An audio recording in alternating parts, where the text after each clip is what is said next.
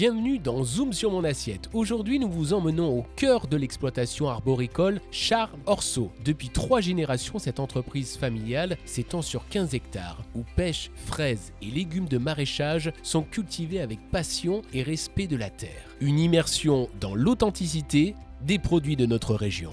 Je suis Charles Orceau, nous sommes agriculteurs sur cette propriété depuis 1952. Donc cette propriété a été achetée par nos grands-parents et mon père et mon oncle en 1952. Et disons depuis nous avons eu diverses activités, mais en permanence nous avons gardé l'activité de production de pêche. Donc nous avons une collection de pêche d'une quarantaine de variétés. Nous cherchons à élargir la gamme avec des pêches plates, qui sont une création relativement récente. Maintenant, il y a une nouvelle variété de pêche, pour nous, une nouvelle variété de pêche, qui sont des pêches totalement jaunes, qui n'ont absolument aucune couleur rouge, et qui, paraît-il, sont très bonnes, et qui s'appelle les pêches abricots. C'est une tendance nouvelle. J'ai quelques dizaines d'arbres qui sont jeunes, qui ont été plantés en 2023. Et donc ces arbres vont commencer à donner un peu dans les années qui viennent. Et donc nous avons préféré garder les variétés anciennes qui étaient plus faciles à travailler, qui étaient plus faciles à cueillir surtout, puisque les variétés traditionnelles comme celle-là, vous voyez, qui est une pêche blanche, qui s'appelle Anita, qui vient dans les tout premiers jours de juin. C'est très joli, c'est bon. Et par rapport à certaines variétés plus modernes, lorsque c'est mûr, ça se sent au toucher. Alors que les variétés modernes, lorsque elles ne ramollissent pas lorsqu'elles sont mûres. D'où la difficulté pour nous à cueillir un fruit à maturité, puisqu'on n'arrive pas à le savoir.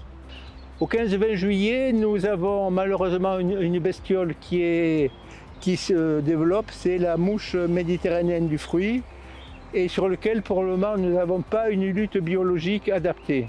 Bon, donc si vous voulez, on est obligé de faire des traitements chimiques sur pêcher à partir du 15-20 juillet, parce que les attaques de mouches méditerranéennes du fruit sont absolument catastrophiques.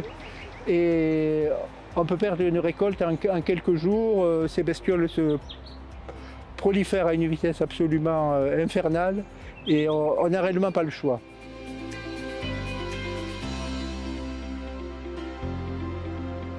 Suite à la création de la route, de la liaison intercommunale de la vallée de la Siagne, nous avons été expropriés d'une parcelle importante. Et la parcelle, nous avons en contrepartie acheté le terrain sur lequel est installé le magasin en 2009. Donc en 2009, c'est les enfants qui se sont occupés de créer et d'aménager le magasin. Et moi, j'ai continué à gérer l'exploitation agricole, en particulier les pêchers. Et on a développé la production maraîchère. Là, actuellement, on fait aussi des asperges, des légumes d'hiver, des artichauts, des choux. Et on a développé la culture de fraises sous serre en culture hors sol.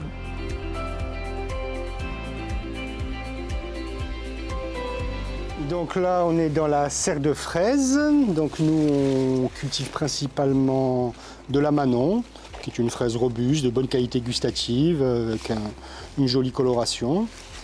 Donc là, vous êtes dans une de nos serres, ce qu'on appelle une chapelle. Donc vous pouvez voir comment sont cultivés les fraisiers. Alors, pour reprendre la logique dont je vous parlais tout à l'heure sur le magasin et proposer à la fois de la vente directe et à la fois des produits sans aucun traitement, ça, c'est une belle illustration. On a créé cet outil de travail vraiment à destination de nos clients.